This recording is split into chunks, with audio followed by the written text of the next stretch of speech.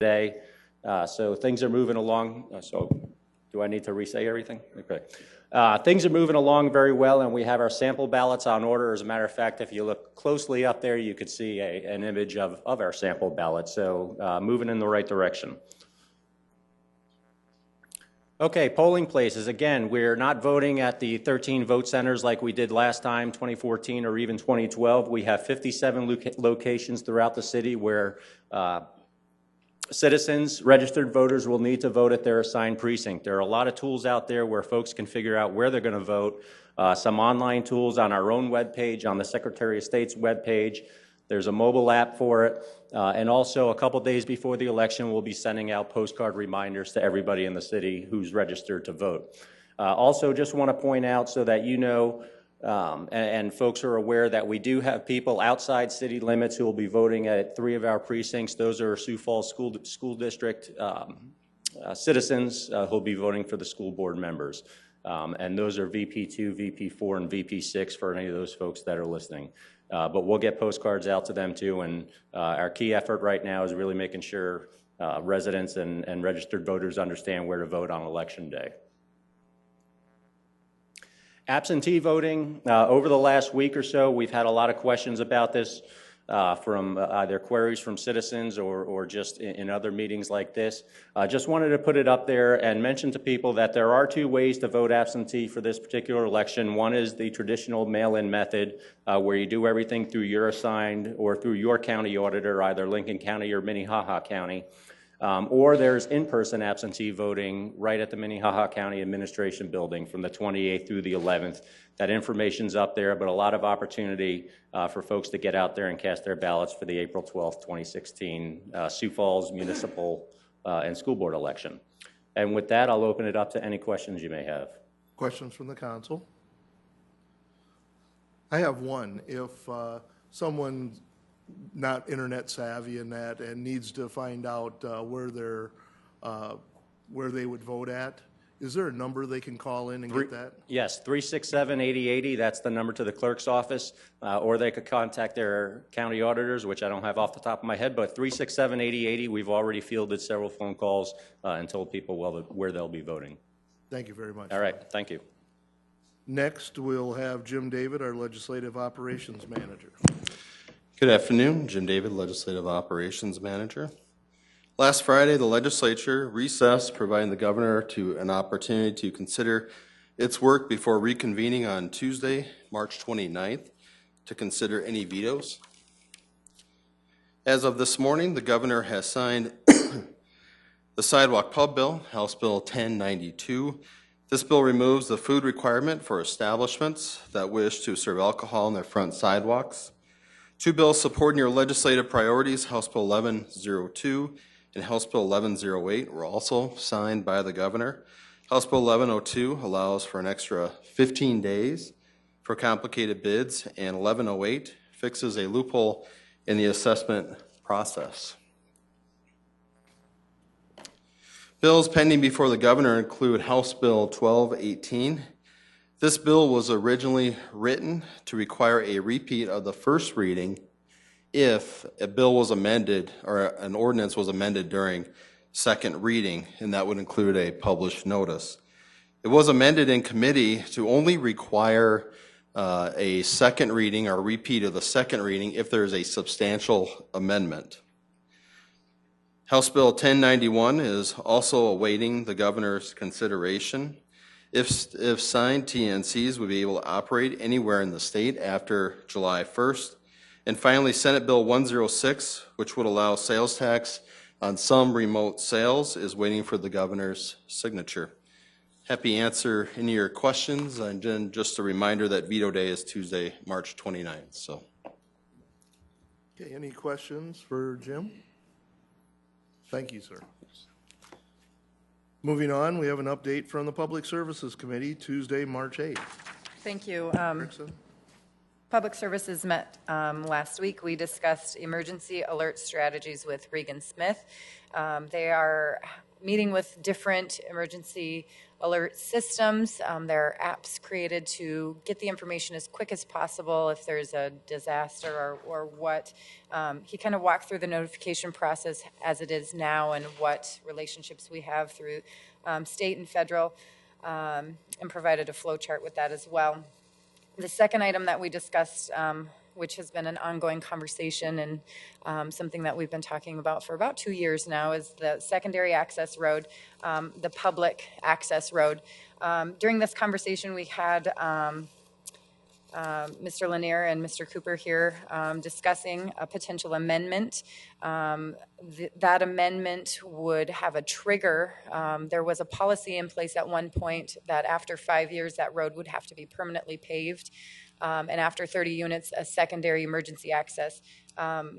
That's just a policy, and this council has made it pretty known that it is a priority to us to get something in writing and in ordinance. And so the pitch that was there is anything exceeding 100 residential units would be required to have a second public access road that shall be a minimum of 24 feet, gravel, maintained, dust control, or paved. So at a minimum, we want a gravel secondary access, whether it's for additional construction or just another access if there is a catastrophe of some sort, and to get buses just to turn around. It's really a safety issue. We did request Mr. Cooper to take this to a couple different boards and report back to us. I know a couple of those have been done already, and he will be back in front of us at an informational in April, I believe. If you have any questions, happy to answer those. If you have suggestions, happy to take those as well. This has not been an overnight process, and it has been something that we've been working on for some time. Thank you. Thank you, Counselor. Any questions for Counselor Erickson? All right. Next will be an update of the Urbanized Development Commission meeting on Thursday, March 10th. Thank you. Counselor Rolfing? I was going to be less than prepared, although I was prepared at home, but I was out running around and didn't get a chance to get home and get my notes. So Denise was kind enough to print me out an agenda from the meeting. We had a pretty full meeting too. We had some work programs that were amended to take in, move some money more into planning from the action because they needed some more money to plan some of these things that we're working on, and that was for this year's budget. We had a participation program that we're working on, along with a bicycle bicycle path plan to tie everything together from Brandon and Harrisburg. We're looking at not doing all that immediately, but we preliminary gave the approval to continue to work on that. And then we also did a transit program with participation approval for River City to come in. We're going to be voting on that today as part of our regular meeting for River City to come in and take on some work routes for takeover for paratransit on those. Some other transit improvement programs. USD Discovery District, we looked at that and okayed the overall plan for roads, et cetera, going into that area so they can get going on that. And then we did some transfer of some money between programs that was needed.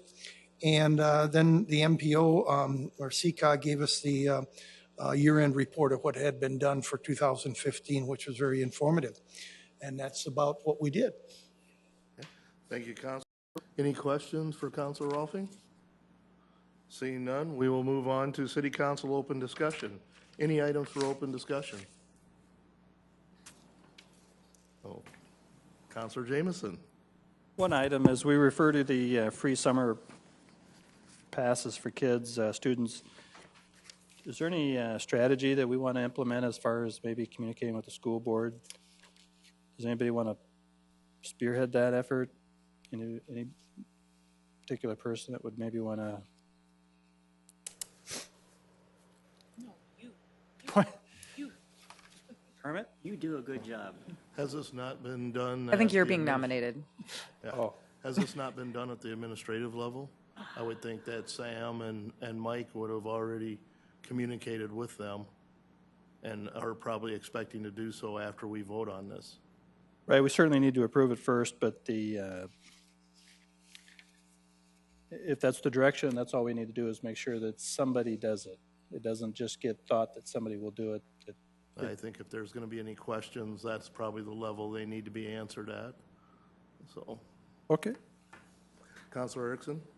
I would just maybe add a little bit to that, that I agree the administration can be the one to answer any questions, but, you know, it is a council-initiated item, and I think that, you know, out of respect for the other elected officials, that it might not be such a bad idea for Greg, Councilor Jameson, to report to, you know, go to the school board. I'm happy to come along as well.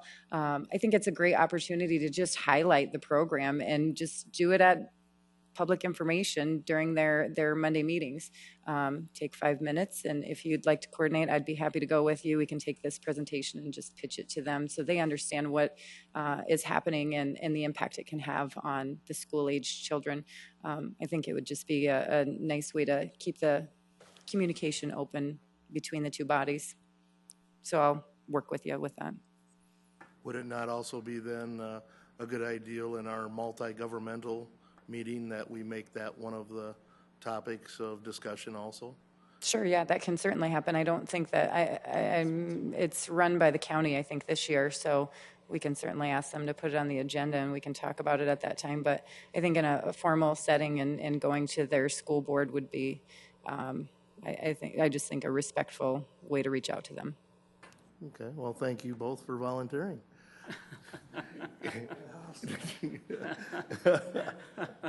Any other items for open discussion at this time? Councilor Clay, do you have any items for open discussion? Well, thank you. Thank you very much. I appreciate the opportunity to wish my wife a happy birthday today. Sorry that I'm not there to spend it with you, but we'll have a nice dinner on Friday. So happy birthday, Donna. Okay. How's that? That's great. Any other items for open discussion, Council? Seeing none, we'll move on to our presentations. The first one will be 2016 Sculpture Walk Program, and we'll have Jim Clark, the Director of Sculpture Walk. Oh. I'll take that back. It looks like Russ Sorensen will start it out. We're going to tag team. Russ Sorensen with the City Planning Office. Along with me this afternoon is Jim Clark, the Executive Director for Sculpture Walk. We're in our 13th year for you. And initially, the Sculpture Walk program started out with 34 sculptures. We'll have 56 sculptures in 2016. Without further ado, I'd like to have Jim come forward and run through the slide presentations briefly with you. And we'll be considering the resolution later this evening. Thank you.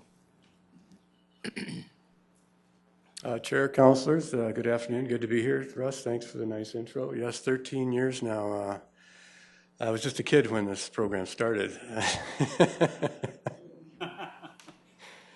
We had 143 entries this year, 2 countries, 17 states, 7 artists from South Dakota, 11 new artists represented in this year's Sculpture Walk, and a lot of good volunteers, a lot of support from the community, and thank you all in advance for all of your support. We deeply appreciate it.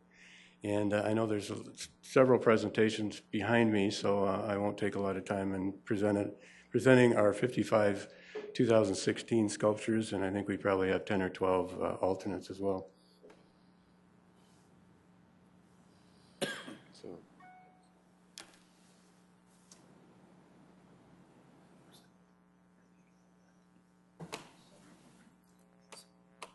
We always start in the South Plaza of the Pavilion. We go north up towards 11th Street intersection and then down to Phillips Avenue north.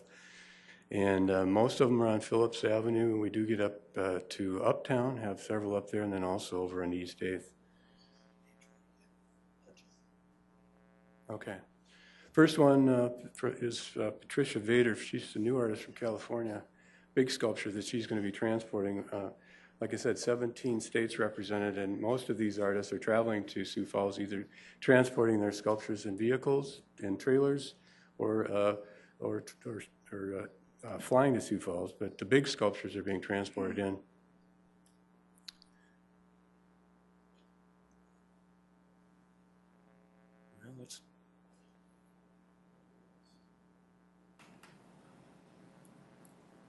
Okay. We're going backwards.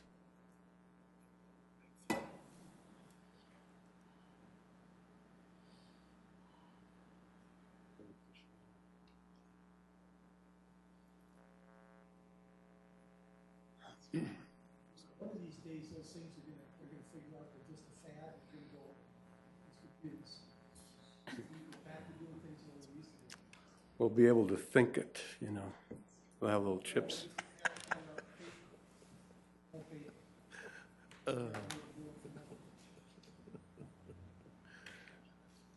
While we're waiting for that to come up, Jim, you said 7 countries? 140, No. 143 entries? Two countries, 17 states, 2 countries, 17 7 states. artists from South Dakota. Okay, we got it now. A lot of these sculptures will move from this presentation. In fact, some of them already have, depending on how they fit. I just found out this morning that the east side of Main Avenue from about, I think, 9th to 13th, the sidewalks are going to be under construction for about 3 months. So we're going to have to move 2 or 3 pedestals off of the east side. This is one of them. So the sites are pretty much the same for the rest of the sculpture walk sites downtown, but the sculptures are the same. So, all right. To Focus by Ben Pierce, also a new artist. He's from Cape Girardeau, Missouri. Desert Bighorn from Pokey Park from Arizona.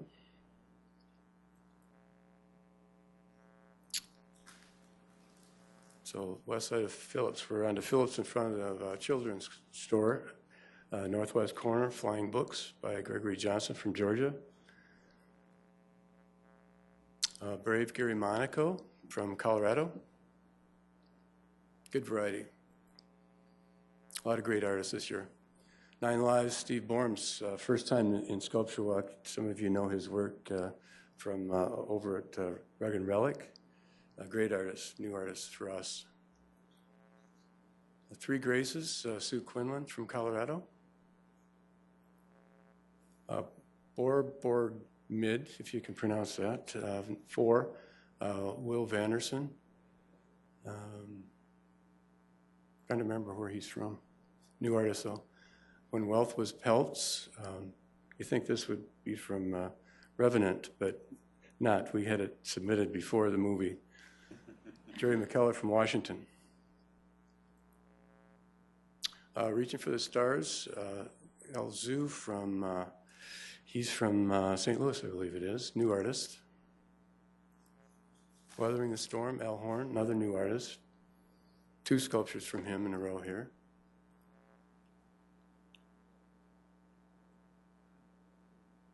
The next one is Jam and Eggs from Kim Feeberger. She had Egghead a couple years ago. I should mention here that what you're seeing are sketches and photos that artists submit with their entries into Sculpture Walk. So this is what we have to select from in the jury process. Lost in a Dream by Jack Morford. He's from Utah. Dawn's Calling, Neil Willful is from Indiana. Raven's Voyage from Martha Pettigrew from Nebraska. Ascension of the Beggar, Larry Transfeld, new artist from Utah. Well-Mannered Del Pettigrew from Nebraska. Equal to the Pain, Robert Brubaker from Arizona. Focus, Ben Pierce, his second sculpture. Chief's Daughter from Bobby Carlisle, Colorado. And then we get into Uptown starting at the Holiday Inn. Silent Entrance from Ray Cobalt from Chicago. Empty Revisited by Sean Moran from Ohio. Blood Brother Tom Ford from Montana. Flight from Lance Carlton from Washington. All these sculptures have nice size. Portal from Anthony Guntran from Colorado. Maple Seed, Nathan Johansson from Utah. And we're over on the East 8th. We put larger sculptures over there because there's not a lot of pedestrian traffic, so most of these sculptures are seen from the street, and they like abstract sculptures over there. Homage to Anthony Carroll by David Skrull. He drives in from Connecticut. Wending from Ted Garner. He's from Chicago, new artist. Face Stephen Make. He comes all the way from Florida.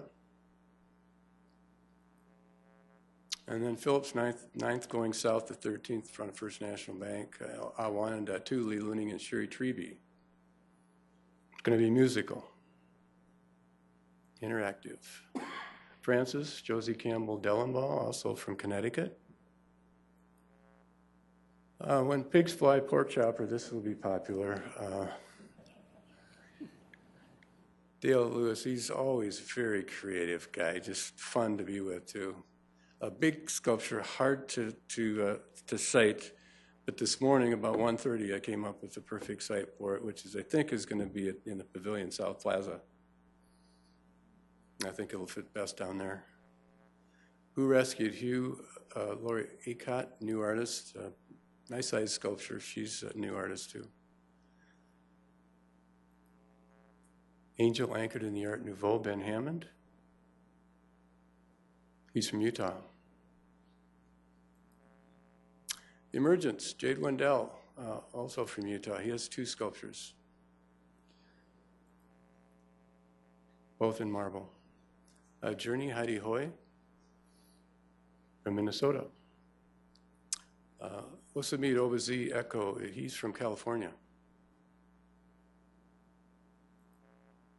Benito and Amelia from Wayne Solid, she's from Colorado. Sunriser, Bobby Carlisle, her 2nd sculpture.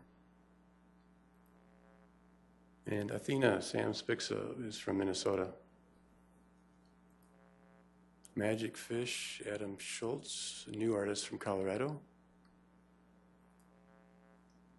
This one is not going to get here. The artist, he said it was going to take way too much time. We'll get it next year. You'll see it next year. The photo he used, he did Sharapa, the sculpture. He's done a lot of great work for Sculpture Walk, and we sold a lot of his work.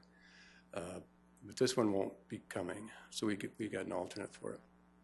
Fruits of the Good Earth by James Maher from Spearfish. Our Guardian, Eric Thorson from Montana. Illusory Control, Jennifer Cannon from California.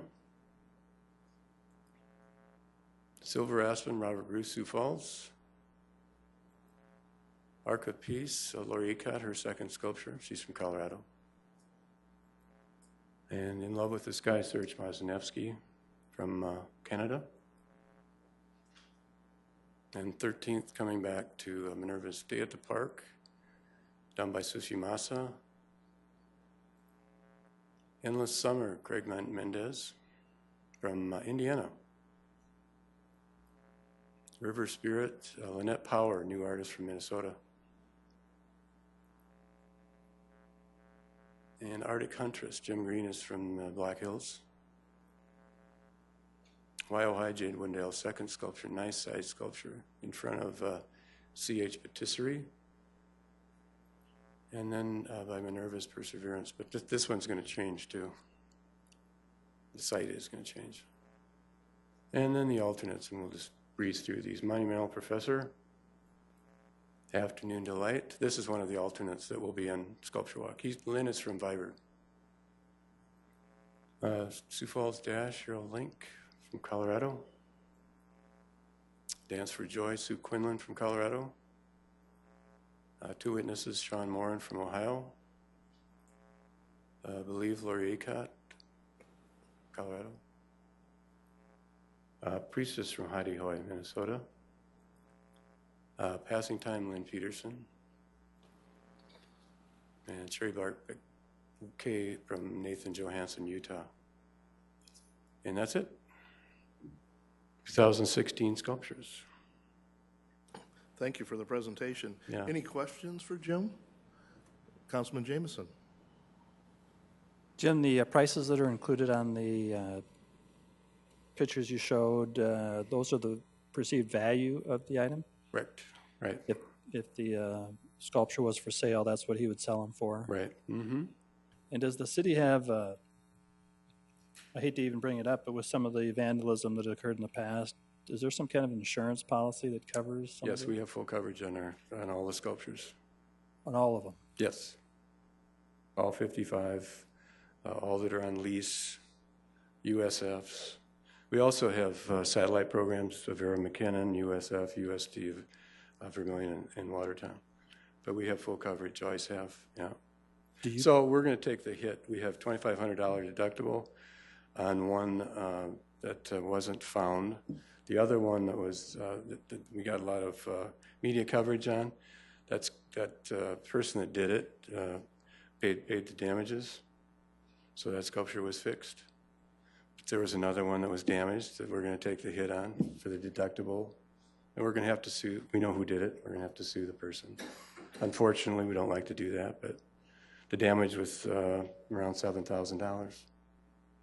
Yeah, so it's just, unfortunately, that's part of public art. Thank you. Questions? Any other questions from the council? Councilor Erpenbach? What's the date for installation? That's always the fun Saturday, April weekend. 30th. April A little 30th. earlier, Little because we got to earlier. stay ahead of Mother's Day, you know. Many years ago, one of our artists says, Jim, can you install on a different day than Mother's Day weekend? So we're always 1 week ahead of Mother's Day. Great. It's always a fun weekend when you do that. So. Right. And it's good to have them up for Mother's Day because a lot of people in town. Jim, when we first started, excuse me, Councilor Rolfe. Okay. Please. Jim, just wanted to say I was in Rapid City last week, and it was the last week of the week before. No, it was yesterday, come to think of it. And we drove around there, and their statues are very nice and probably appropriate for Rapid City and Mount Rushmore and things. But I really like the variety that we put out and the numbers and things. It's really quite amazing each year. So thank you again for a great job. Thank you. It's our pleasure, and thanks again for all your support. Councilor Kiley? So the number of entries, 143, how does that compare to last year with the number? Well, we had more last year, but we had less the year before, so you just never know how many you're going to get. Right, 17 states, 2 countries, that's great. And I've heard nothing but rave reviews too, and from individuals that have selected the downtown area for their convention sites because of the activities that are available downtown, and the sculpture walk is always frequently #1 listed as why. They just love it. So good job. Appreciate the work you do, because I know you're not getting paid a lot for what you do. Well, we have a lot of good supporters throughout the community, and our site sponsors and members and all that contribute financially and all that help as volunteers and all that support in many other ways. So thank you all. Hundreds of hours of volunteer work. So I appreciate that. Thank you very much. Thanks. Just give us an idea of how it's expanded. How many displays did you have like the first year? Do you remember? We had 34. We had one. We were going to have 35. One dropped out. And you know, the plan was we were telling everybody that we were going to have 30. And a week before we were going to install the sculptures, we had 10 entries. So we were all a bit nervous about that because we had told everybody 30. And so fortunately, and this happens every year, we get most all the entries on the last day or even after the deadline. So we're always in suspense, not knowing what we're going to be getting. And how do you select the locations that you have these statues placed in? Well, we have a team that does that, and we found that the sites that we have now work pretty well for visibility, for pedestrians, and also for street traffic. And so that's how the sculptures are sited, you know, and where they're not on bump outs and where the sidewalk is narrow. Then we have smaller sculptures that are for close-up viewing, and like on East 8th, they're bigger because there's not a lot of pedestrian traffic over there, so those sculptures are viewed most times by street traffic. And just, I guess, an ideal. Have we ever considered one out front here in front of the council chambers? The eagle was a sculpture in one of our sculpture, probably 2005. Yeah. And 3 businesses purchased it and donated it to the city. Thank you very much. Thanks. Jim. Moving on to the next presentation, we have an annual report for the Siouxland Heritage Museum, Special Enterprise Fund by Bill Hotchkins.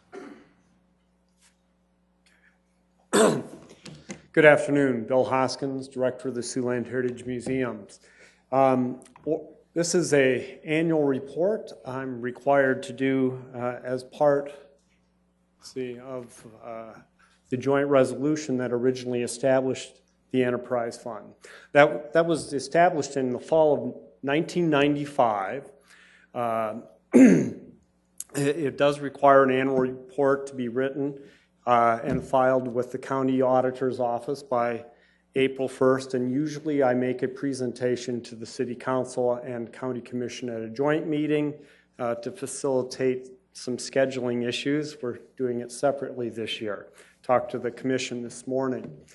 The Enterprise Fund was originally established to provide, to receive revenues and account for expenses associated with the rental of space in the museum system, with sponsorships, and in the provision of programs, events, and services for which a fee is charged.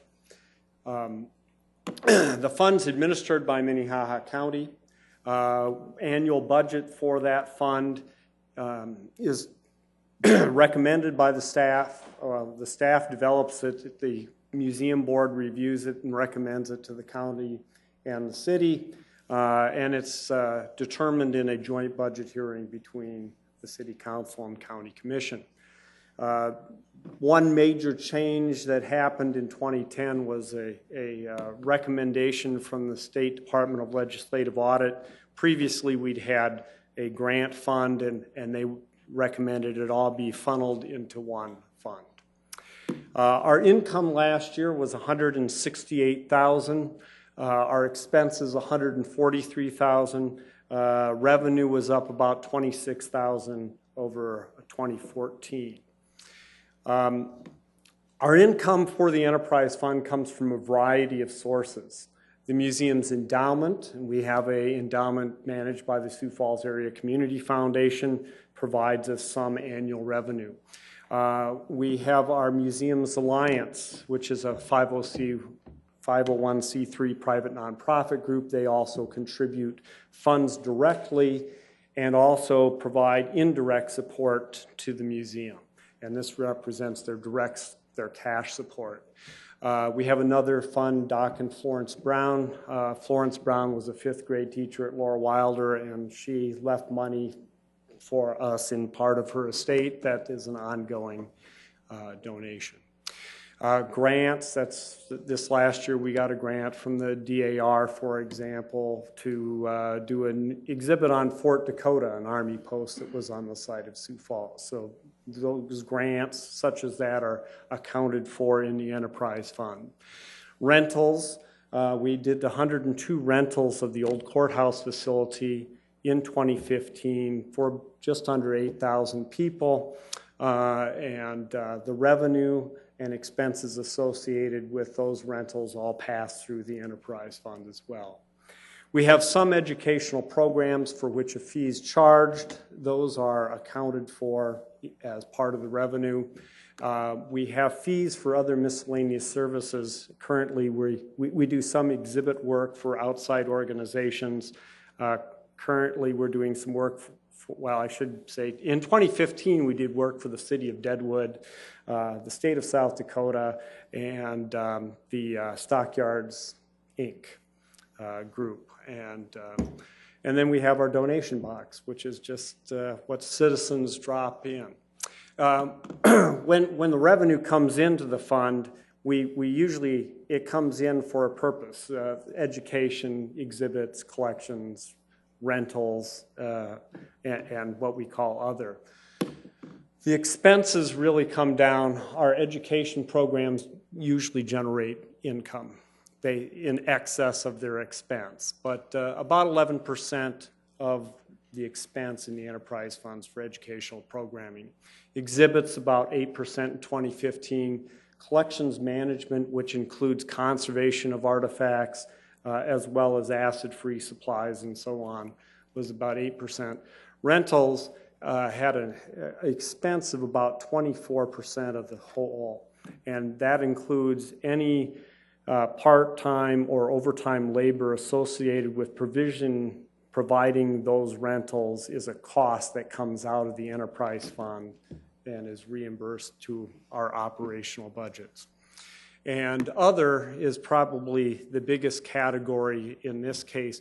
And one of the reasons for that is 2 of our full-time positions, the events coordinator and the exhibits assistant, 1/3 of their cost is refunded to the operations budget, which is a joint budget, by the enterprise fund.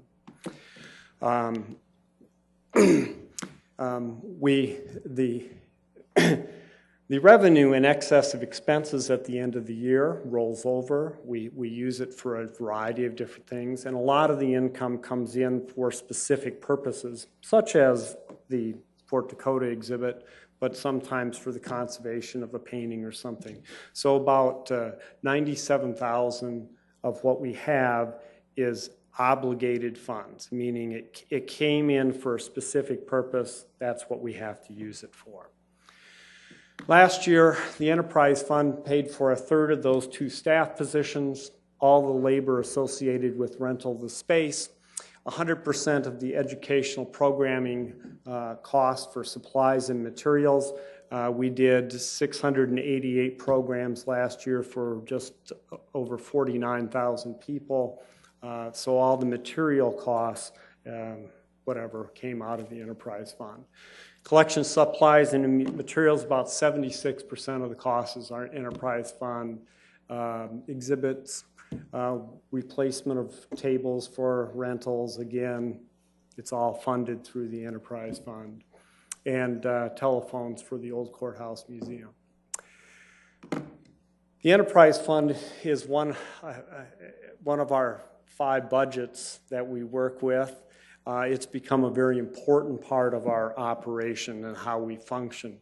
About 18% of the total expenses for the operation of the museum system were funded by the enterprise fund in 2015. And since its inception, first year of operation in 1996, it's saved the taxpayers about $1.7 million in operational expenses for the museum. And that's the real short. If you have any questions, I'm more than happy to answer some. Councilor Erpenbach? Thank you, Bill. It's always interesting to see how all this comes together when this is one of those collaborative situations between us and the county, and I'm glad that you were able to make it work so that you could speak to both of us individually. Couple of things I wanted to make sure I understood. My notes say that those 2 positions, the events person and now I can't remember what it was. Exhibits assistant. Assistant. We're paying, out of the enterprise fund, you're paying half of their, or a 1/3, 33%. Okay. And then remind me where the endowment, could you put the pie chart back up there that shows the endowment is 25% of the enterprise fund? Yeah, our revenue, yes. 26% last year. Came from the endowment. Remind us, where did the endowment come from? The endowment was originally set up in 1993 from a bequest of about $250,000.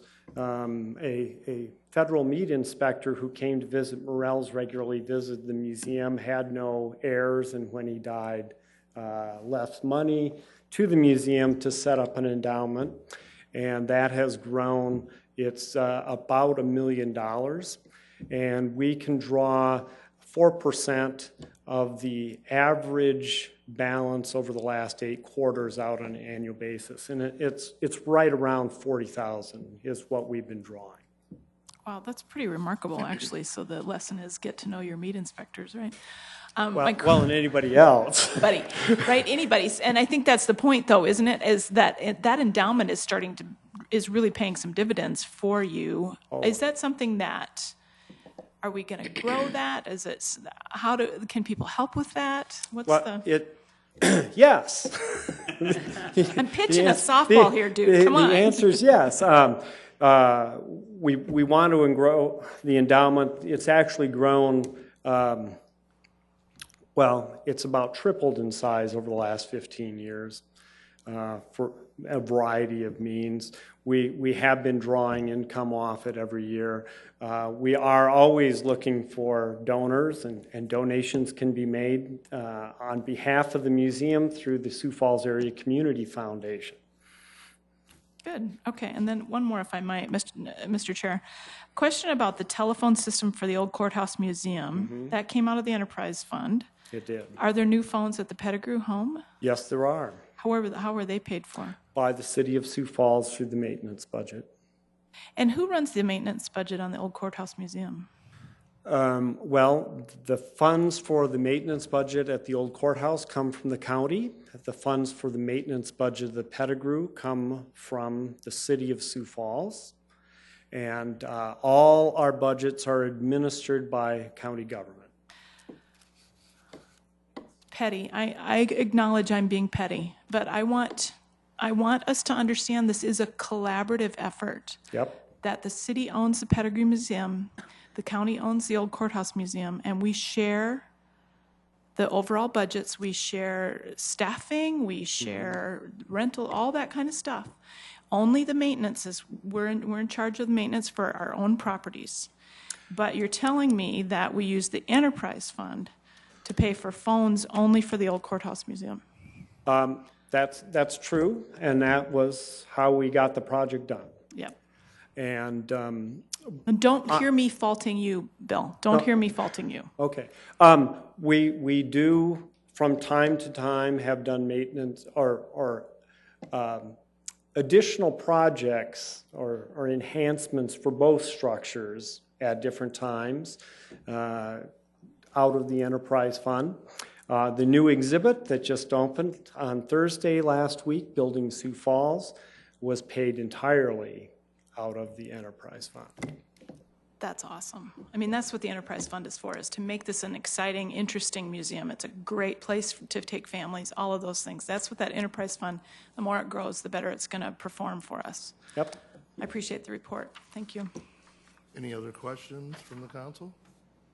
I have an old item, Bill, that I just want to bring up, the archive building.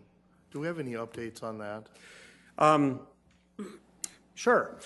The current, the land donated by Bob and Kari Hall, donated 25 acres in December of 2009 with the idea that 5 acres would be retained as a site for a storage facility for the museum's collection, and up to 20 acres could be sold to help raise funds to do that building. That 20 acres is currently listed with Nelson Property Consultants, and we'd be happy to look at any offers that anybody wants to make. And really, that's where we're at in a tangible manner. Okay. All right, thank you very much, Bill. Thank you. Moving on, our next presentation will be proposed water connection ordinance, and Greg Anderson will lead the discussion.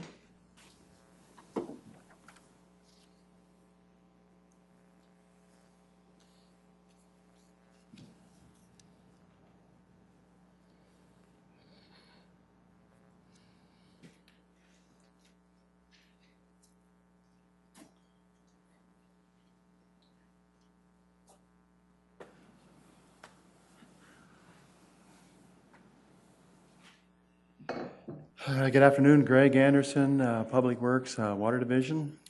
Today I'm here with Darren McDonald, our Water Distribution System Supervisor. Darren, stand up.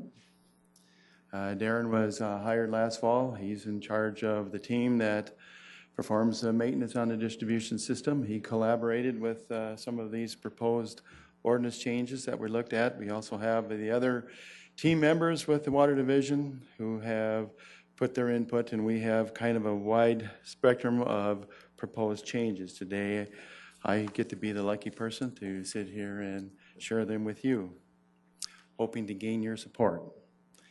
Obviously, we always have safety of the distribution system at our forefront because we're all water professionals. That's what we do, that's what we live.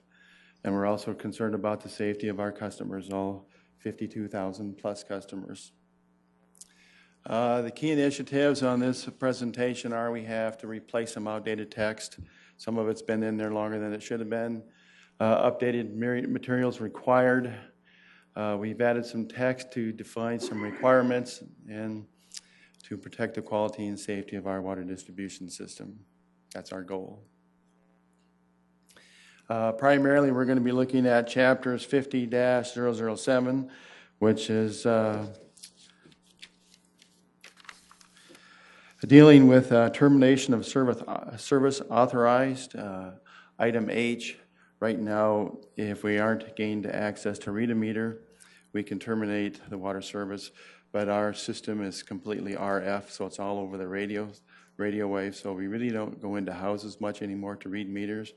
But we need to add text in there to allow us to replace existing meters and to install new meters. There is a segment of the customer base out there that doesn't want to give us access, and if we can't keep our meters working, we can't measure, account for the water, and collect the revenue that we use to operate the division. So that's one item in under 07. The other is we need to have verification for backflow devices, especially in commercial buildings. Backflow is a device that prevents the reversal of water from inside the building to flow back out into the water main. That is something that we don't want to happen. We can't control to a degree what's going on in the building, but we have to be able to stop the flow of water backwards, because if they have something connected to the water system that has a contaminant and it could flow back into the water system, it could get down to somebody's business or house, which we don't want. Right now, we don't have any text that would allow us to gain access, so we need this ordinance so we can. So if they want to refuse us, then we'd have a right to say, okay, there must be something going on. We'll have to turn the water off until we can get in the building and verify that they have the proper backflow device. So those are the two items in 007. When we get to 023, item A, for years they've been using polyethylene pipe to go from the curb stop into the home. Currently, our ordinance only says that they can use copper. That's not happening, so we're adding that text into the ordinance to make it legal so that they can use the polyethylene pipe. We are going to say copper from the water main to the curb stop, but polyethylene can be used from the curb stop into the building. We've also going to remove globe valve on the right-hand side. Picture, that's a globe valve, and we're going to add ball valve. They've been using ball valves for years. It's just never been in the ordinance. Not too many people use globe valves anymore. They're really not full flow, where a ball valve has a diameter inside the valve the same as the pipe, so pretty wide open. And the reason that we keep them for our services 1.5 inches and smaller is because somebody could go over there during a leak in their home and shut a ball valve in a real fast motion, which would create a shock wave into the water system, which actually could rupture a water main or a service line. So anything larger than 1.5 inches, we require a full flow gate valve, and they take a lot longer to close and reduce the risk with a shock wave going out into the system. We're at item number B, service line locations. It's not too easy to see in the pictures, but those are the pictures best I have. We have to have a minimum of 24 inches off the floor and 24 inches away from the wall instead of 12 inches, because I don't have staff that can fit in a 12-inch space between the wall and the furnace. So we have to have a minimum of 24 inches. And this is more common than what you'd think. We have put out a pretty wide education program with home builders and developers. We've met with those groups to tell them that we have to have the 24 inches. It just has to be. The big item for us is probably service connections. That's probably what brought all this to the forefront. Service connections have become our largest single repair item for the water department. And a service, I do have a little show and tell here. A service connection is a copper line from the water main to the curb stop. This is the ball valve that is connected to the surface through a valve box. And this is what we use to stop and start the flow of water. And from here, it flows into the house. And the reason that I have this is because it broke on the city side of the ball valve. If it breaks on this side of the ball valve, then it becomes a customer repair. If it breaks on this side, it's a city repair. And most of these repairs, a great majority of them, probably more than 90%, are services that have been mounted in concrete. And as the ground moves during the winter with frost, it stresses the copper pipe. As you can see, there's a slit on top of the copper pipe. Now that slit was probably a lot smaller, but the energy of the water going through the leak will actually erode the copper, and a small leak will become a larger leak. So in 2015, we had 60 service leaks, and I would say 95% of them were mounted in concrete, and we're looking for support to help us correct that. What you see on the screen is the typical service connection with pipes going both ways, and the curb box, the valve box, goes up to the surface. Each installation is roughly 6 inches or 6 feet below the ground. That's in our ordinance. It has to be a minimum of 6 feet. And what we're proposing to do to stop this is we're going to add a larger valve box top, which you can see on the upper left, with a 5 1/4 inch drop lid. And that would be placed in the concrete,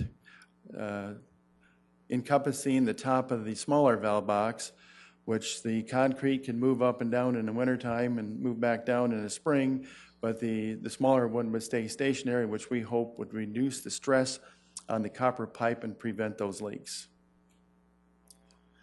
As you can see there, what happens when the curb stop is mounted in concrete, on the left side, there's one that sticks above the ground, and we'll get a call from the citizens saying they have a trip hazard in their driveway.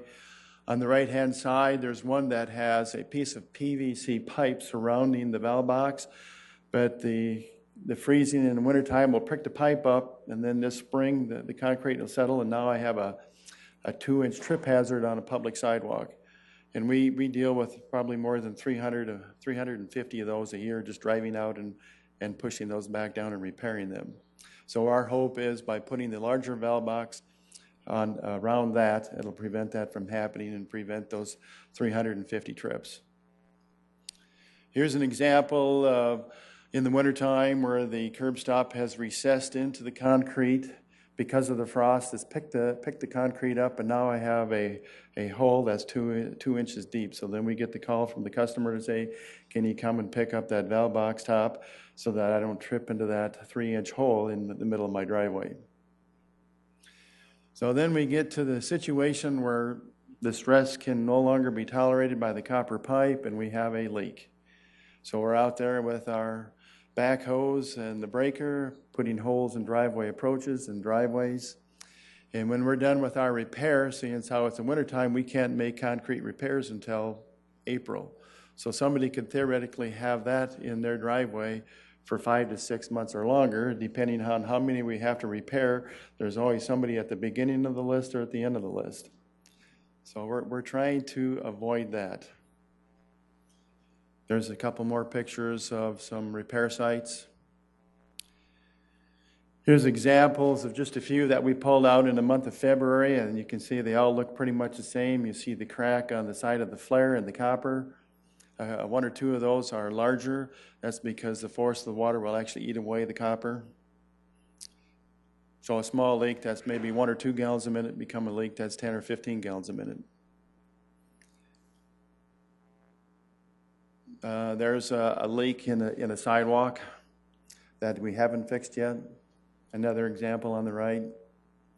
The proposed method to limit these repairs and hopefully eliminate them is put this 5.25 inch drop lid valve box top that you would typically see on a water main in a street.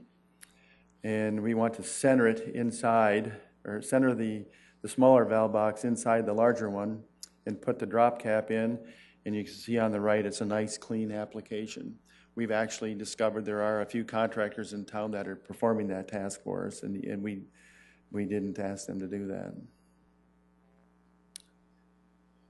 So Chapter 50-23, service line requirements, we want to require a valve box top with a drop lid when the service is placed in concrete. That's whether it's a driveway or the sidewalk.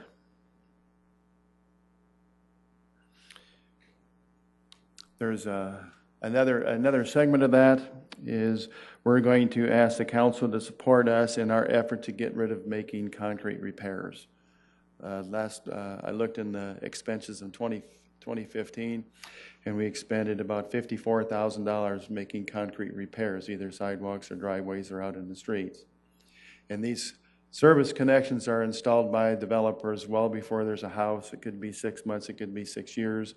They come in and sell the house to a home builder. They put their plans out there, build the house, then they put the driveway or the sidewalk in, and our service line is put underneath that, and the curb stop, the valve box is put right in the driveway. So now we have the problem with the frost. We hope that the larger valve box top will stop it, but on the ones that we can't, we're going to have to repair, and we're asking for your support to help us get out of the concrete repair business. We have to make the repair, but we really weren't the ones that decided to put it where it was. We weren't the ones that buried it over there, put concrete over the top of it, but yet we're spending $54,000+ a year on concrete repairs. We're also asking for, if you have a separate service line connection with a master meter, we're asking you to look at who's going to be the payment responsibility. If you have whether it's a duplex or a large complex like this, you have 2 families or 50 families. If the owner doesn't pay the water bill, we would have to go shut it off. Well, we're not impacting them, especially if they live outside or don't live outside of the city or outside of the state or don't live in the complex. We're impacting their customers, and we don't want to do that. Those customers didn't do anything wrong. So we're asking you to support text that would allow us to put that cost of the past due bill onto the property taxes and tell them which time they want to pay it. And that way we're not out trying to shut off water on a complex where the 50 or 60 or 100 people are living, have no clue why they don't have water.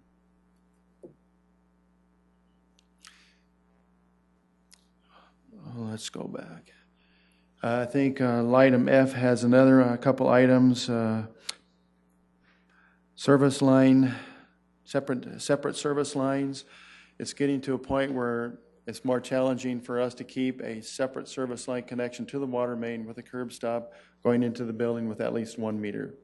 We want that defined in the ordinance so that we can stop developers or contractors or designers who want to put one service line in with multiple meters that will have multiple bills, and we only have one shut off. So if you're going to have one connection, one shut-off valve has to be 1 meter. If you want to go to multiple meters in one building, you have to have multiple shut-offs. So that's another aspect we're looking at. And then the last item is testing water meters. Right now we got really generic text in there that talks about whether it's 2% above 100% or 2% below 100% of accuracy, and we want to change it to AWWA standards. That's our industry leader when it comes to setting regulations for water departments, and they have some pretty clear language in there. So if we just reference AWWA with our standards as far as testing meters for accuracy, we believe we have our bases covered. Typically, a water meter that would be in a residential home would have to be anywhere from 98.5% to 101.5% of full accuracy, which is 100%. That's our tolerances. But by spelling all that out, it gets wordy and lengthy, and we just want to reference AWWA. And our average accuracy is around 99.5%. We test every single meter that we take out of service. And even after 20 years, they come in really high accuracy. So I'm here now to answer questions. Questions from the council? Councilor Karski? Thank you, Council Chair. I've been working with our Public Works Director, the City Legal, and others on this type of thing. It's kind of a complex, easy question, but a complex lead up to it. In the case where we have a sewer line that breaks or collapses, the homeowner's responsible for that, all the way out to the sewer main that comes up to the house. So if that breaks down, the homeowner has to dig up their yard and replace all that. And that can get kind of expensive, but it is their responsibility. What I got lost in your presentation is whose responsibility is it to pay for this, and where does the homeowner's responsibility begin and end if a water line breaks outside of their house?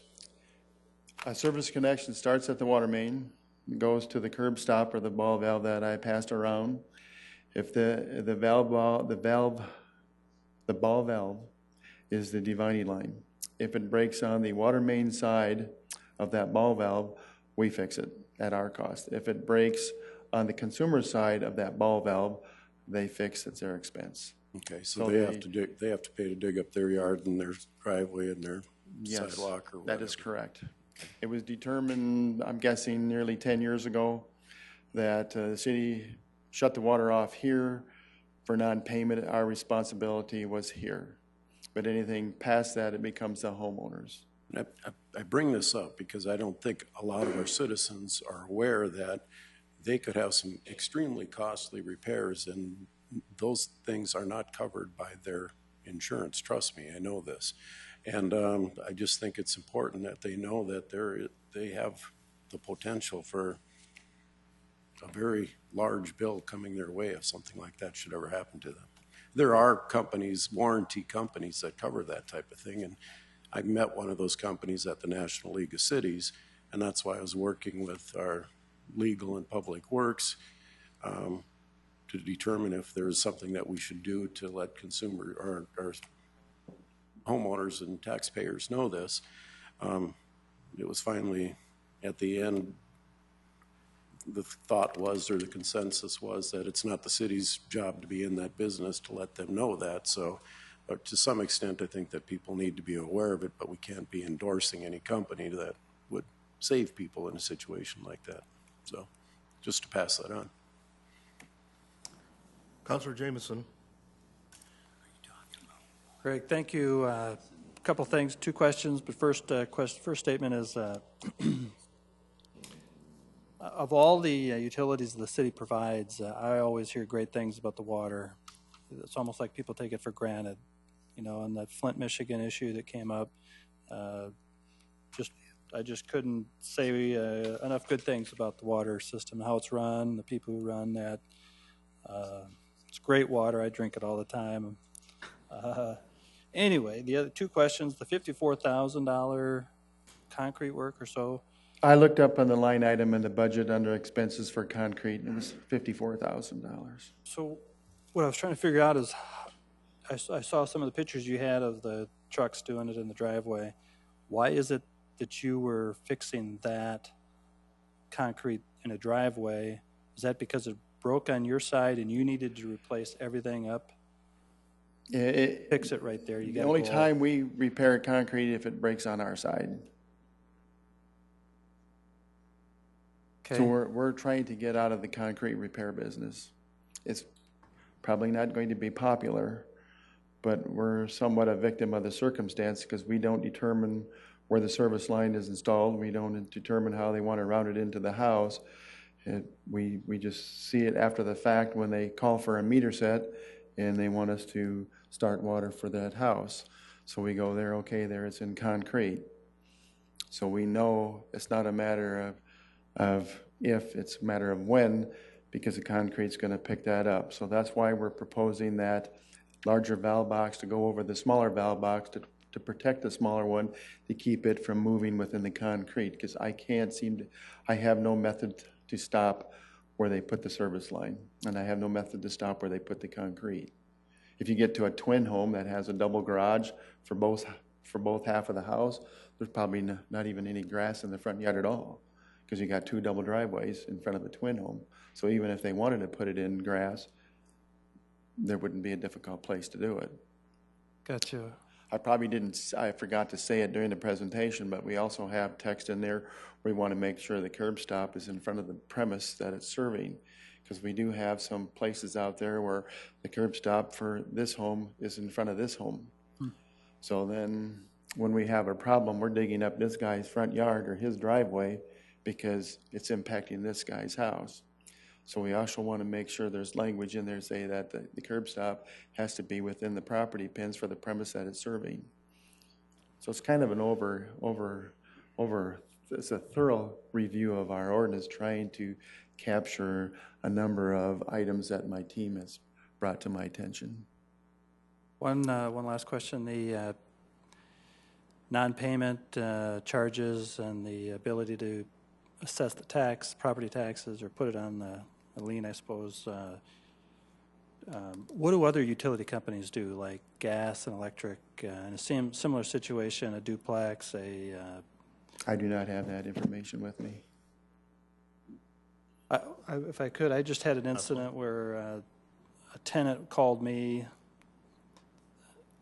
because the electricity was cut off at their home, and the electricity was included in their rent, and she thought that I could turn it on, and but the landlord hadn't paid, the owner of the property hadn't paid, and I couldn't figure out if she was telling the truth or what, but I would just assume that these other utilities have got that kind of thing figured out as well, and I would just think that mirroring what they're doing would make sense for us. That's just my thoughts on, versus creating our own new language, maybe if it mirrors something else that somebody else is doing. I can try to make a few calls and find out what they're doing, but I did not approach that at this time because I'm just worried about my customers. If the landlord doesn't want to hold up his responsibility, I don't want to penalize the customer. That has no reason, no idea why. And Diane Best, our legal advisor, it was her recommendation to put it on the taxes, and that way we're not even driving out to try to shut it off, because we know we can't shut it off anyway. Right. So if we put it on the taxes, we're not wasting our time and our effort to say, here, you got to pay this bill, and try to threaten them to shut it off, but we can't shut it off because there's lots of people going to be impacted negatively. So we came up with, well, fine, we'll get the authorization to throw it on the taxes. We don't have to make this trip charge, bother the customers. We're going to get our payment one way or the other. I like the approach. I was just thinking if you had actually mirrored somebody else's, so I'm with you. I'll put my team on it, and we'll see what we can come up. So when this comes to first reading, I should have that answer for you. I can talk about that a little bit too, if you'd like. I think we'll wait for that to be first reading. Councilor Staggers. Well, as mentioned earlier, Flint, Michigan, of course, has their water problem. I was really surprised that such a large city like Flint would have this kind of difficulty. Is there any possibility we could ever have that problem in Sioux Falls, or are we in pretty good shape? Based on the level of the professionals that we have working in the water plant, the professionalism of our water operators, our maintenance staff, I'm going to say categorically no. Councilor Kiley? I've got a couple of questions. Going back to location of the curb stop, could you expand a little bit? Why is it that we don't have more control over just where they're going to be placed, and who initially makes that determination? Well, when the developer comes into engineering with a plat that says we bought this many parcels of land, we want to put this many homes on it, first thing they do is get approval from engineering. From there, the developer hires a contractor. It says, I want the water main here and the sewer. Those are the first two things that go in. Next thing, they'll follow up with a plat map for us saying that we want, depending on the size of the development, how many service connections. The contractor will go out and dig those service connection locations. Then my team will show up and we'll actually tap the water main, run the copper to a point that's close to the property line, and then they'll come back and cover it up. So like I said, it could be 3 months, 6 months, or 6 years before some home builder decides that he's going to buy that lot from that developer and build whatever house. Then you have the architect and the designer for the house that says, well, I want this kind of house and I want my driveway here. So there's a lot of parties involved before everything is determined what everything is going to go. And we're seeing how we're the first in line, but we're the last that they come to for the service. So by the time we get there, we're seeing, okay, where's the curb stop? Well, there's plenty of instances where they actually pour the driveway or the sidewalk right over the top of it, and we're out there trying to break through concrete just to find the curb stop. So it's how we're the first in and last out. There's not a lot of control in there where it goes. Okay. I think we're just somewhat of a victim of the circumstance. Sure. I guess the easiest way to do it is pass an ordinance that says that you can't install a curb stop anywhere where it's going to be covered in concrete or sidewalk, and that would probably be a pretty big challenge to overcome. That's why we're proposing the larger valve box around the smaller one, and then we're asking to help us get out of the concrete repair business. Well, and that kind of leads into my second question. Can you explain how the larger valve drop box actually assists in our efforts? Because we're still going to have the frost issues. Right. And the larger valve box will be put in place before they pour the concrete. When they pour the concrete, it'll be embedded in the concrete, and because there's a gap between the larger one and the smaller one, we can push the smaller one down lower than what the sidewalk is. So as the sidewalk or driveway raises because of the frost conditions, the big one moves and the little one's stationary. Okay. You know, because we just had this discussion within our neighborhood over some of the similar situations that we're addressing now. And then getting back to the sample that you passed around, and I appreciate hands-on activities. Thank you. Yeah, show and tell. The break on that in that particular situation was on the city side, as you had described. That's correct. Okay, how do we detect when a break is it based on the customer has lost water pressure, or do we have a way of indicating the amount of an unusual amount of flow? Well, what typically happens is we'll get a call from a resident saying, I have water coming up in my sidewalk or my driveway. My team will go out there with a long key, that example I gave you, you saw the slot on the top of the ball valve. They'll go out there and shut it off. Okay, if the water quits running, we know it's on the customer side. If we turn off the valve and it's still flowing, we know it's on our side. Okay. Simple as that. So it takes somebody noticing that there's a water issue. Right. There's no other way of detecting it. The meter would never see that. Because it hasn't reached it yet. It hasn't got to the meter. And it is true that that flow of water could stay underground for a period of time before it finally works to the surface. In the wintertime, it has to cut through the frost, find a way to get to the surface. But it's simply as simple as just closing the valve. When the water stops, we know it's theirs. If it continues to run, we know it's ours. Sure. Councilor Rolfing? That was one of my questions, and I thank you for answering that. But two other things, if I might. One is, would it be a good thing to require if, let's just say that piece of plotted land, we've run a shutoff out to where we think it might go in the middle or whatever. Mm-hmm. But you get they get the plans, planning gets the plans and sees that shutoff is going to be right in the middle of a driveway. Why not just move it a little bit, either them or us, and get it away from that? Why can't we require that? Well, when engineering sees the plat map, they don't see where the house is going to go. They just see where the parcels are going to be divided within that plat. Understand that. Yes, I understand that. I'm saying at that point then. Right. So when the homeowner or the home builder buys that lot and the homeowner says, I want my driveway here, if we see the curb stop, now they're going to have to hire a contractor to dig down and, how do you say it, tie on to the existing one and move it to a location, which is Put a not. right elbow on it, move it over, or left elbow on, move it over 6 feet, and then bring it into the house, so where the shut-off then could be someplace where you wouldn't, it wouldn't be underneath. Sold. Wouldn't that make more sense at time with the new construction than just putting it over the driveway and having to dig through the cement? That avenue has been pursued with a lot of resistance. From who? From the home builders and developers. Because they'd end up having to pay for it. That's correct. Okay. By the time you hire somebody to come out and dig that up, cut it, get the parts, move it over, you're talking $2,000 to $2,500. But they've got to move, they've got to put the pipe in from that point to the house anyway, and they got to dig it out. It seems to me it's just a little bit, it'd be usually less than 10 or 15 feet. They'd have to move it one direction or the other. But that pipe is probably put into the house before they have the house built, before the driveway's poured.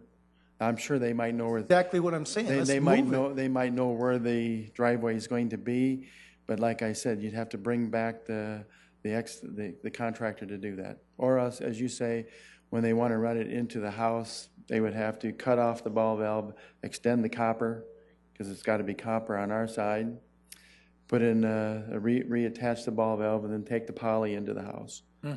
There's not been a lot of support for that avenue. I don't exactly understand that. One last question, though, is why the effective date of November 1? That's what my leadership gave me as a starting Oh, sure, point. pass it off on somebody else. Okay. I'm kidding you. But is there any kind of explanation of why this wouldn't go into effect this summer? Well, Councilor Karski kind of touched on it. The general public really has no clue when it comes to service lines, service connections, and the rules. And it would probably be that the citizenry is quite unhappy when we tell them that the service line broke on their side of the driveway and you got 3 days to get it fixed. And in the meantime, they don't have any water. So we're not their favorite person when we have to knock on the door and tell them that.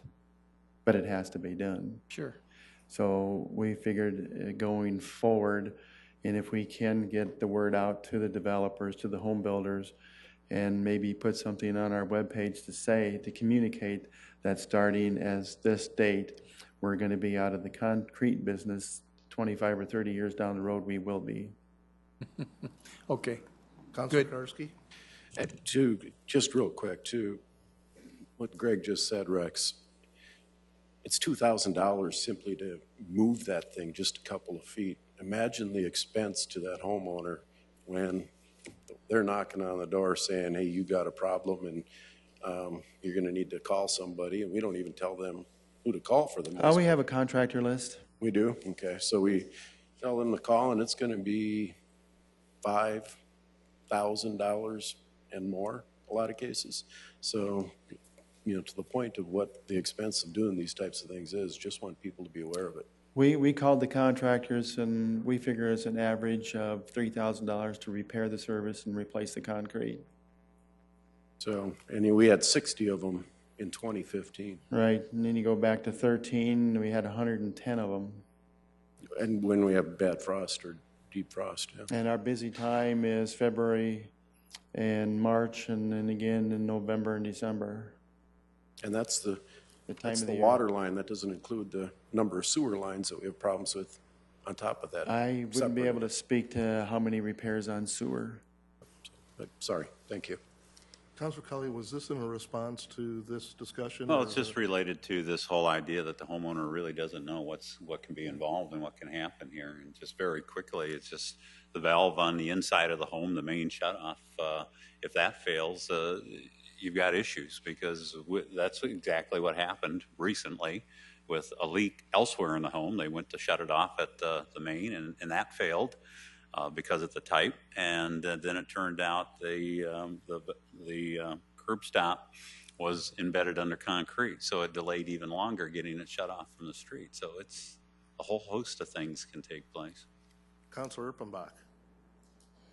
My question was, and I apologize, I had an emergency phone call, but my question was just I guess it was more clarification. I was looking at that segment about the concrete piece, and really what you're saying is new construction only. I mean, in my home that is, built in 64 is not going to, the city's going to go ahead and fix that concrete for me. Is that correct? Am I reading that segment correctly? If your house is installed and built before this goes into effect, and if it breaks on the city side, the city would make the repair and fix the concrete. Okay, I think that's important to understand, that we're really talking about new construction that breaks on the city side, And all of the new construction, to the best of our ability, is going to have one of those valve box with the 5 1/4-inch drop lid to try to prevent this if it has to get into concrete. Right.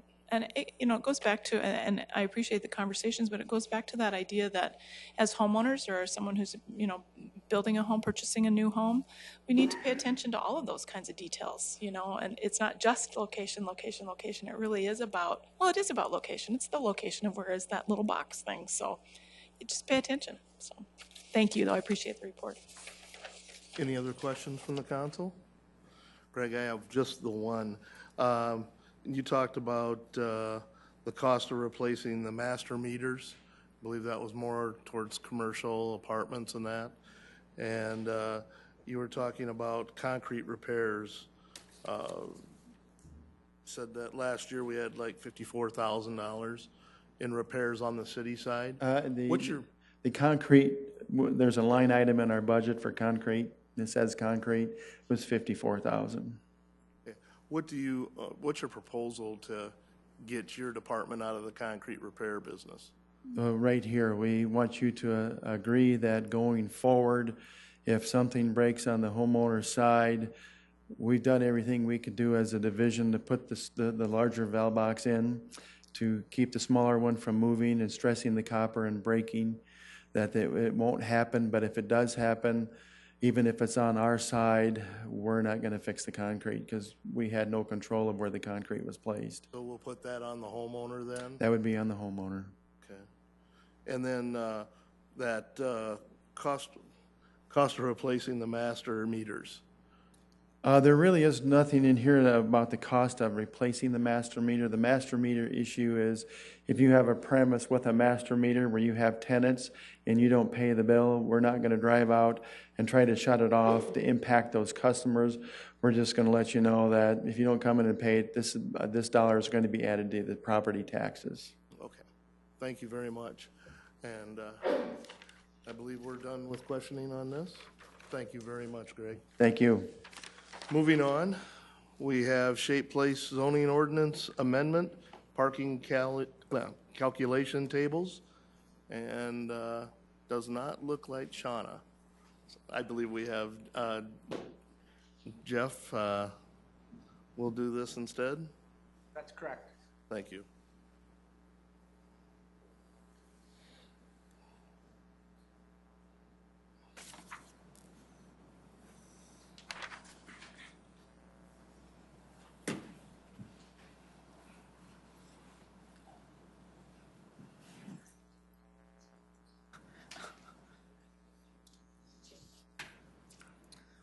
Shauna's out of the state with a family and working on a health issue. So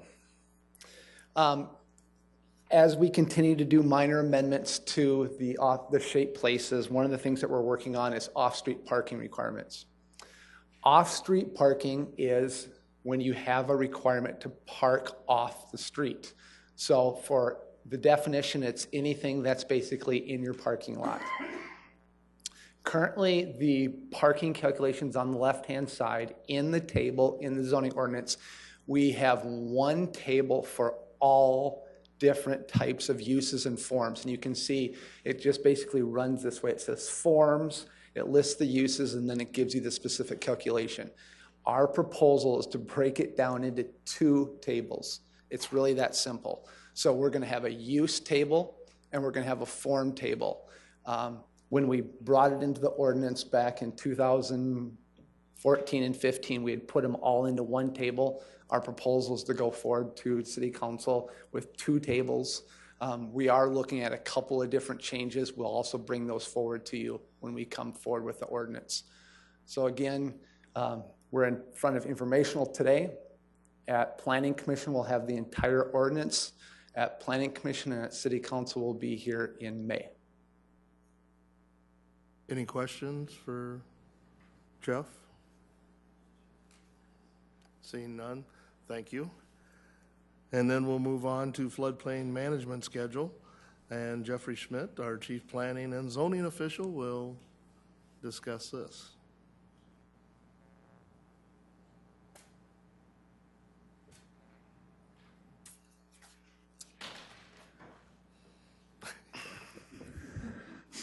One of the hats I get to wear is your floodplain administrator. I've had this since 2008, which is the same time that we started changing the floodplain maps. So it's been just a wonderful opportunity for me. So what we have for floodplain maps is we're trying to protect human life, minimize expenditures, minimize the need to rescue people, minimize business interruptions, minimize damage, help maintain tax base. And we want to ensure that potential buyers are notified that property is in a flood area. All the different things that you guys just got done talking about. I mean, whatever you hear about with flood insurance and flood maps, and this is what I keep coming back to. We're trying to help people, okay? So we have 2 sets of maps out there right now currently. Back, as we've gone through these, we've said it's going to be 10 to 16 months to go from the preliminary maps to the effective maps, and that's why we've underlined and bold them. That's the terminology we use. We have effective maps in place already, but we're trying to get these new sets from preliminary to effective. So the ones that are behind the levee, they're the physical map revisions. Back in July of 2015, we were here and we met with the public. We had the stakeholders meetings. We said that after 10 to 16 months, somewhere in June of 2016 to December of 2016, the maps would become effective. The 9 Mile Creek Big Sioux Basin physical maps, that's everything in that southwest part of town. It's not a river flow, it's prairie pothole wetland area. We had those meetings December 2nd. We said 10 to 16 months, so somewhere in time of October 2016 to April 2017. So that's what we've always said, 10 to 16 months. Why it takes that long, it's a federal process. We have to go through a lot of steps. We've always said, here's the steps. You do a community review, you have to put it in the federal registers, there's an appeal period. The appeal period ends, you have a letter of final determination, you go to the adopted ordinance, and then the maps become effective. That's our consistent process and timeline that we go through. So now the current update for the issue that we're having in front of you today, and specifically to get out to the public. Taking a step back, I mentioned to my staff today, in 2015, based upon these, I've taken 1,400 contacts, phone calls and emails. That's my workload that I've taken on these maps. That's how active we get when we go to deal with maps and insurance companies and brokers and real estate agents. It's a big challenge and opportunity when these things change because people are very interested. So it's a lot of work, but you try to explain this, and that's why I'm trying to get this out again to the informational and to the public. And I mentioned to some of you, and you heard about it recently this week, we're just trying to get the words out because they're all calling saying, why is it taking time? What's the current schedule? The more we can get this information out, the better. July 2015, we had the open houses. We completed the 30-day comment period. It was published in the National Register on October 28th. Then from December 21st to March 20th was the 90-day appeal period. It's the 15th today. So the 90-day appeal period will end here on March 20th. I'm going to come down back to those highlighted areas. Then what we're hearing from FEMA is that from March 20th, they'll send us their letter of final determination in July of 2016. That's the official letter. That's what we're all waiting for because that gives us the last time frame and schedule.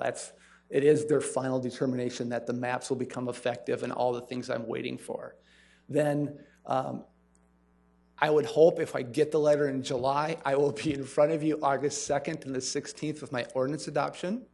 It's already drafted. It's already over in media services. It's already formatted. I could have it probably, and I may talk to the clerks about getting it on your June agenda, but defer it and defer it and defer it, because if I get the letter early, I'm running with it. But I'm telling people July letter, August, it will be in front of City Council. Then again, January of 2017 will become the effective date. So again, we've said worst case scenario will be December. Now, actually, it's January of 2017. Times haven't changed that much. We said 10 to 16 months. It's looking more like 17 months. But I wanted to make that schedule available. Now going back to those highlighted, underlined things. For our own sanity and for the development community, we can't wait until August 17th of 2016 to have every developer in Sioux Falls show up and go, I need these building permits approved because we need to start construction. So we have, Ron, Bill, and I have sent out emails. It's on the website. We've notified all the contractors that we can that between April and June of 2016, we will review all your building plans. They can be reviewed, but no permits will be granted. And then soon as that letter of final determination comes and those ordinances get adopted, then we'll permit. So that gives people a real head start. We don't want them to wait and then show up and go, well, we didn't know. So get the plans in, have them reviewed, have them sitting there on the shelf, and then as soon as that ordinance gets adopted, they can pull those plans. And we all know in this room, construction season, when they want to get that contractor on. So this is a really big deal for a lot of people this year. And that's basically my presentation and timeline. Okay. Questions from the council? Councilor Karski. Jeff, I appreciate the fact that you recognize that there is a lot of interest in these maps getting completed, and that you are accommodating our developers and builders, because, well, that's important. It's the way the service should be offered. Couple things I'm questioning. The maps have to be adopted by ordinance, and it says 6 months. I mean, obviously, it's not going to take us 6 months. So if in August the ordinance adoption is done, why does it take till January to become effective? What am I missing there? We have to go through a federal process to make sure that we get all of their information done and meet all their deadlines and their timeframes. It's just the way that the federal process works. Have you been running into problems with, I mean, have they been cooperative for you, I guess is my question. We haven't been running into problems. Yes, they've been cooperative, but it's their process. It's their process that we work on. It's just like, I can't come to City Council and say I can do it any faster because it's their schedule. And when we get that letter of final determination, they basically say, here's when your maps will become effective, and they'll put a date on there, and they'll put it on 6 months after they send the letter. It's just the way they do it, not for Sioux Falls, but for everywhere. So that kind of answers your question, but we just wait for their dates to be set. A year ago, and maybe it was probably about a year ago, we saw a picture in the Argus, I believe, where we had Senator Thune, and in fact, our entire congressional delegation sitting at a table with FEMA. There's a lot of interest in this, and that's why I asked the question, are we getting cooperation? Are we making this happen as quickly as we can? So hence that question. Right. The only thing I could reference, and I'm referencing it publicly, is you're always welcome to use those avenues. Go to the delegation, ask them to reach out and say, is this the correct schedule?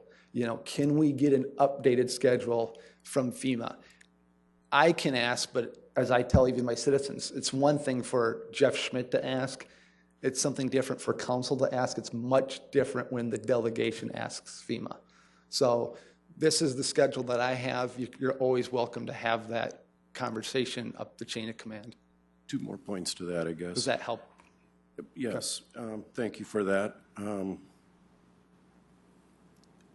don't know if it was a presentation you made or that I read someplace else, but people that bought flood insurance would get a refund of last year's and the current year. Yeah. And that's important to know. Yes. But that doesn't help development when we can't start moving dirt and putting up buildings.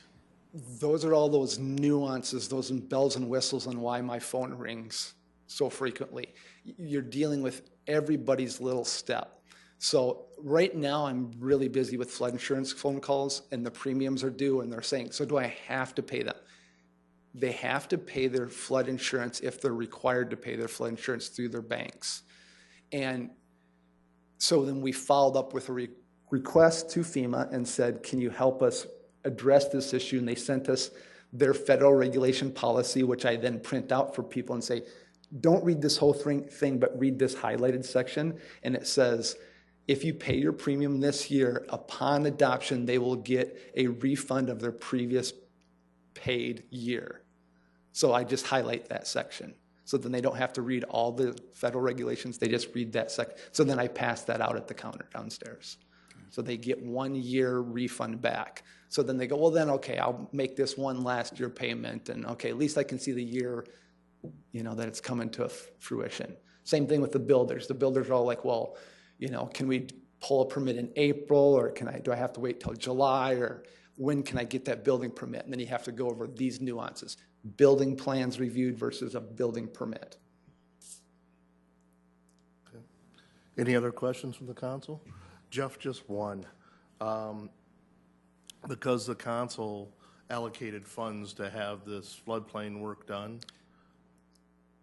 where do you think we would have been if we wouldn't have allocated those funds at this time? Just, I know it's... Yeah, you know, and again, it's because there's so many other moving pieces. Council allocated the largest money for fixing the levees and moving that project forward. So that helped measurably. I mean, we're probably 2 to 7 years ahead. I mean, 5 years ahead of schedule there. We also allocated funds in the southwest part of Sioux Falls to do the study.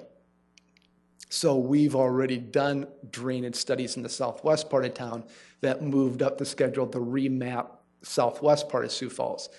That came into the floodplain back in 2009 also. And so people in the southwest part of town have been paying flood insurance since 2009 and weren't even studied with the levee project, but we upfronted that cost also to help those maps get done.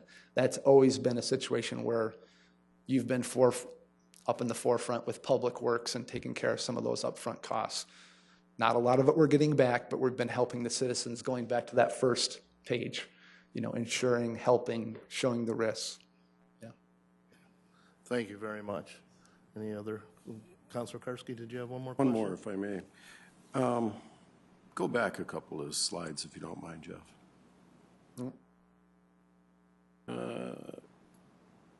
Okay. So I just had that schedule? Yeah. No. Okay. That one. The map revision, and this is where I might be out of whack with this. We were talking about December it being done, but now it's done in March. Did something get... On the first one, the levee physical map, we said June to December, and now we're saying January. Okay, what was the... We changed, I thought, a date from December to now March 20th, next week. That's the 90-day appeal period. Okay, so it was always going to be March? It never was December? Nope, it was always, if you look at this, it was always going to be where the possible effective date was going to be December of 2016. So you go, okay, we said it was going to be December 2016, but based upon that, here's the schedule where we're saying the appeals, that fourth bullet down, March 20th, you still had to go through July, August, and now we're saying it's going to be effective in January 2017. We're just a month behind. Thank you. And what's not on here is we haven't got a schedule at all for the southwest part of town. This is only the schedule for the levee system. One last question, Jeff, that just came up. With that appeals process. Yes. Do we have any appeals on the books right now, and how would any appeals affect this timeline? Great question. The appeals could change things immeasurably. We're not going to get any appeals. We've had 3. They've all been from me. I've appealed some basin boundaries, some specific things on the maps. Don't laugh out loud when you hear this, okay? But to appeal these maps, that you can't just send a note. You have to do a hydraulic and hydrology study of the basins. So for someone to appeal this, they have to restudy the City of Sioux Falls' drainage basin. So if you want to appeal it, you're more than welcome to by March 20th, but you have to fund the entire study and do it. Okay, thank you very much. You said he wouldn't laugh out loud. Okay, thank you very much, Jeff. You're welcome. Next, I need a motion. Mr. Chairman, I would move that we move into executive session to consult with legal counsel about proposed or pending litigation or contractual matters pursuant to South Dakota's Codified Law 1-25-23. I have a second. Second. All right, and that is at 5:42. No, my child who... We will need to ask that the chambers be cleared, and the informational meeting will end after the executive session. Thank you. Here, and he says